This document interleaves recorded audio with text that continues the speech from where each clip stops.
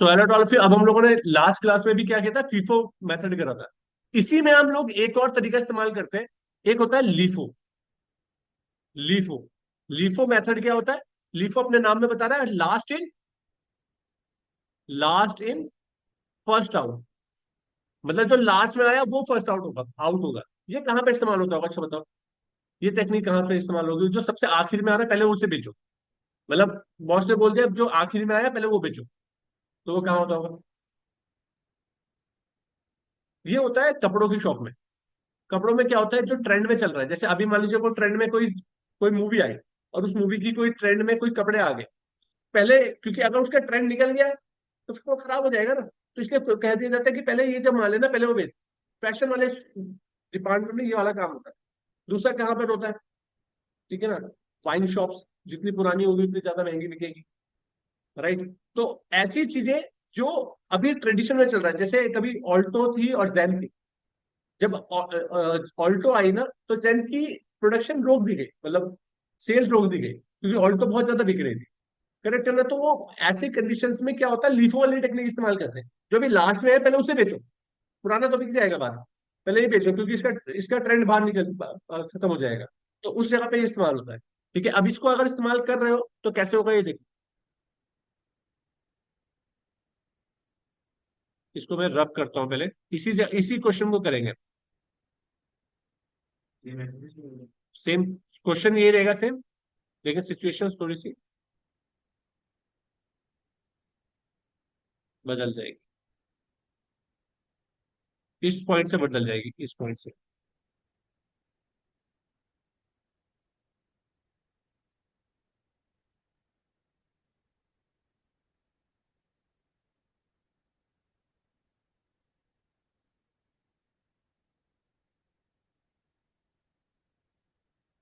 देखो, अगर पहले हम क्या 1500 का यूनिट परचेस किया, तो 10 रुपए के हिसाब से क्लोजिंग इतना हो गया। 1400 यूनिट चलेगी इसमें से।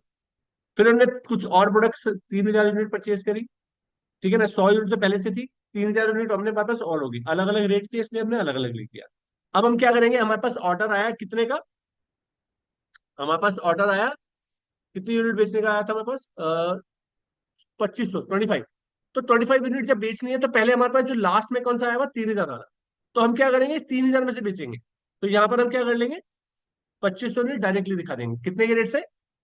12 के रेट से। तो 12 के रेट से मल्टीप्लाई करोगे तो कितना आएगा, निकालना जरा कोई। 25 × 12। ठीक है, आप निकालो, इतना मैं बताता हूँ। अब यहाँ पे क्लोजिंग यूनिट कितनी बचेगी हमारे पास? 100 तो हमारे पास रखी हुई थी, 100 तो हमारे पास अभी भी अवेलेबल है। और 25 में 3000 से 25 चलेगी तो कितनी बची है हमारे पास? 500 यूनिट और बची है। तो इसका मतलब है दोनों माल हमारे पास रखे हुए रहेंगे। करेक्ट है ना? तो ये 1000 का माल रह गया, और ये 6000 का। कितना आया था माल? 300। 30,000 इसका मतलब। ठीक है, 30,000 हो गया इसका मतलब। करेक्ट। अब इसी इसी तरीके से जब नया माल आएगा तो इसमें ये 2400 माल भी ऐड हो जाएगा, तो यहाँ पे क्या हो जाएगा, ये ऐसे रब हो जाएगा।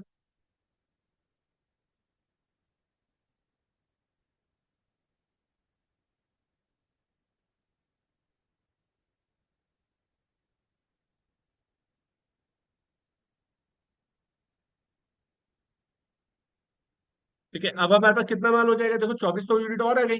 तो 100 यूनिट तो और भी ऑलरेडी थी हमारे पास, 500 यूनिट और थी, और अब हमारे पास 2400 यूनिट और आ गई।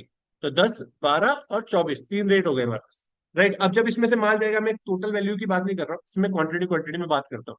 तो जब इसमें से माल जाएगा तो वो क्या होगा?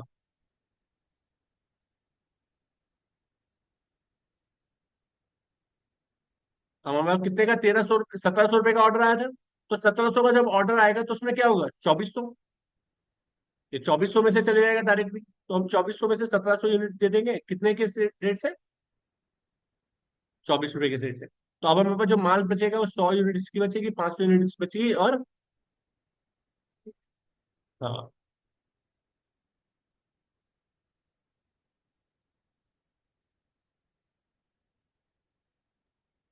तो हमारे पास क्या यूनिट बचेगी, देखो। 100 यूनिट तो हमारे पास रखी हुई थी, 500 यूनिट हमारे पास और रखी हुई थी। अब 24 में से 17 गए तो कितना बचा? 700। 700 यूनिट और बच गई। ठीक है ना। तो ये अलग अलग रेट की 10, 12 और 24। ठीक है ना। तो ये हमारे पास इस तरीके से बच जाएगा। तो इस तरीके से चेन बढ़ती जाएगी। तो इसे बोलते हैं क्या? Leaf, last in first first out. Thank you so much.